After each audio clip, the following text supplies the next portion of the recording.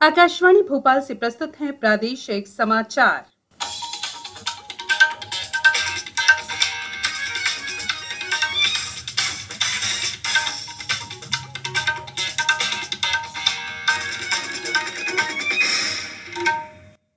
नमस्कार, समाचारों के साथ मैं संयुक्ता बैनर्जी।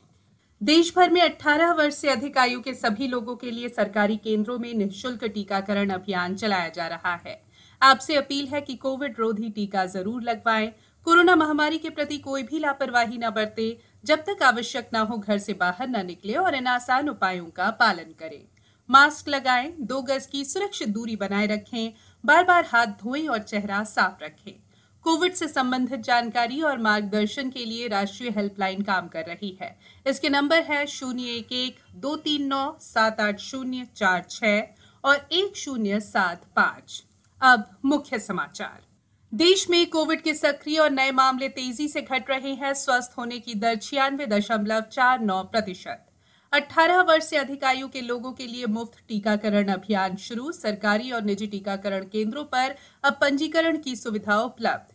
देश ने एक दिन में लगभग 86 लाख कोविड टीके लगाने की महत्वपूर्ण उपलब्धि हासिल की और उपभोक्ता संरक्षण अधिनियम में सुधार प्रस्तावित 6 जुलाई तक सुझाव मांगे।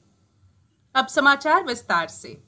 देश में कोविड के सक्रिय और नए मामले तेजी से घट रहे हैं। इसके साथ ही संक्रमण से स्वस्थ होने की दर भी सुधरकर 96.49% हो गई है। स्वास्थ्य और परिवार कल्याण मंत्रालय ने कहा है कि देश में पिछले 24 घंटों में कोविड के 42,600 नए मामले दर्ज किए गए।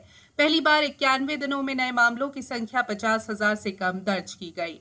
इस बीच देश में कोविड परीक्षण की क्षमता बढ़ा दी गई है। भारतीय आयुर्विज्ञान अनुसंधान परिषद (ICMR) ने जानकारी दी है कि कल 16,64,000 से अधिक कोविड नमूनों की जांच की गई। देश में अब तक 39 करोड़ 40 लाख से ज्यादा नमूनों की जांच की जा चुकी है। भारत ने अब तक 29 करोड़ 10 लाख से अधिक कोविड टीके लगाकर एक बड़ी उपलब्धि हासिल की है। स्वास्थ्य मंत्रालय ने बताया है कि पिछले 24 घंटे में 86,16,000 टीके लगाए गए, जो एक रिकॉर्ड है। केंद्र सरकार ने 18 वर्ष से अधिक आयु वर्ग के लोगों के लिए कल से मुफ्त टीकाकरण अभियान शुरू किया है। इसका मुख्य उद्देश्य प्रतिदिन होने वाले टीकाकरण की गति को रफ्तार देना है। 18 वर्ष से अधिक उम्र के लोग किसी भी सरकारी टीकाकरण केंद्र पर मुफ्त में टीका लगवा सकते हैं। सरकारी और निजी टीकाकरण केंद्रों पर अब पंजीकरण की सुविधा उपलब्ध होगी। कोविन ऐप पर पंजीकरण अब अनिवार्य नहीं है। प्रदेश में टीकाकरण अभियान के पहले दिन कल रिकॉर्ड 16,95,592 लोगों ने वैक्सीन लगवाकर सुरक्षा कवच प्राप्त किया। इसमें से 16,12,629 लोगों ने वैक्सीन की प्रथम डोज और 82,963 ने वैक्सीन की दूसरी डोज लगवाई। टीकाकरण महाअभियान में 10 लाख लोगों को टीका लगाने का लक्ष्य रखा गया था। निर्धारित लक्ष्य प्राप्त करने के लिए प्रदेश के 52 जिलों में 7,000 टीकाकरण केंद्र बनाए गए थे।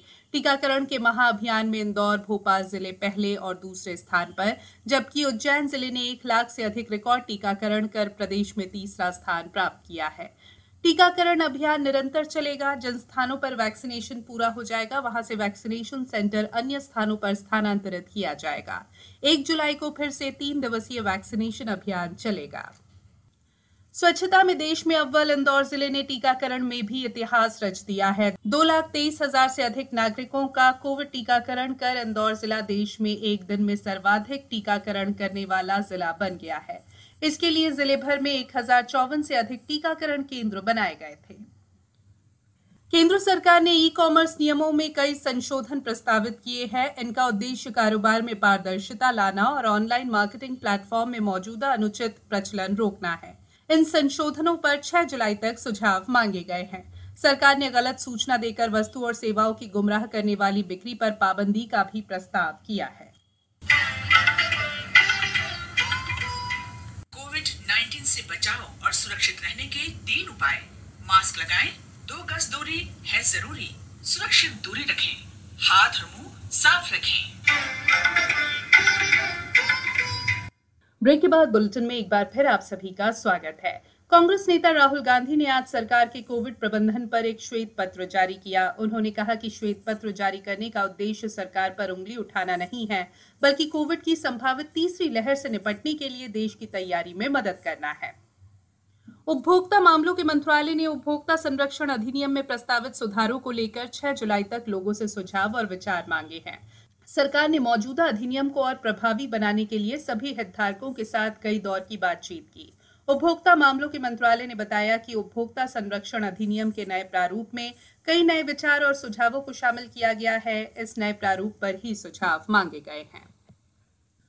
छत्तीसगढ़ राज्य की राज्यपाल अनुसुईया उइके द्वारा गत दिवस किए गए विशेष प्रयासों और जिला प्रशासन, जनप्रतिनिधियों और जन समुदाय की मेहनत रंग लाई है।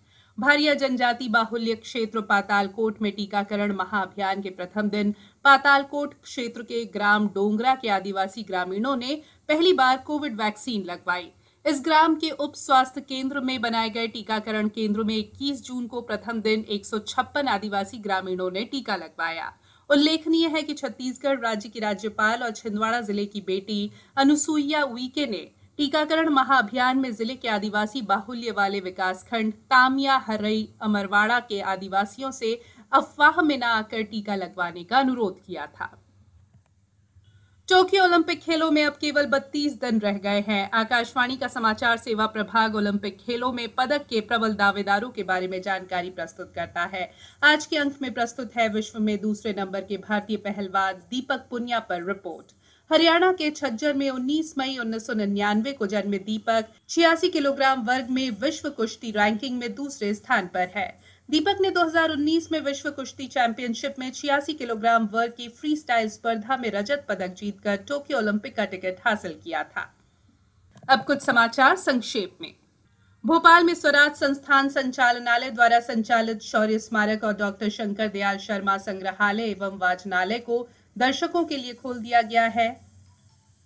देश के प्रमुख शहरों में संक्रमण के बावजूद मकानों की कीमतों में पिछले साल 2.7% की वृद्धि हुई है। भारतीय रिजर्व बैंक ने कल मौजूदा वित्त वर्ष 2020-21 के लिए पिछली तिमाही का हाउसिंग प्राइस इंडेक्स HPI जारी किया है। भारत के तजिंदर पाल सिंह तूर ने गोला फेंक स्पर्धा में टोक्यो ओलंपिक के लिए क्वालिफाई कर लिया है।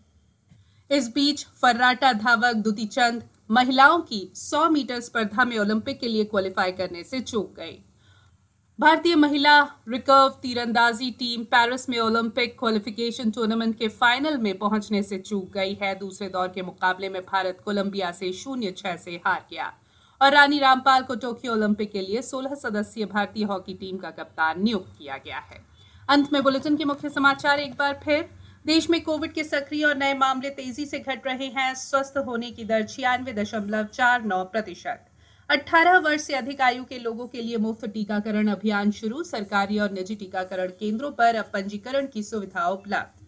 देश ने एक दिन में लगभग 86 लाख कोविड टीके लगाने की महत्वपूर्ण उपलब्धि हासिल की और उपभोक्ता संरक्षण अधिनियम में सुधार प्रस्तावित 6 जुलाई तक सुझाव मांगे। इस बुलेटिन में फिलहाल इतना ही। बुलेटिन के अंत में एक अपील, मास्क और 2 गज की दूरी, हाथ धोना भी है जरूरी। नमस्कार।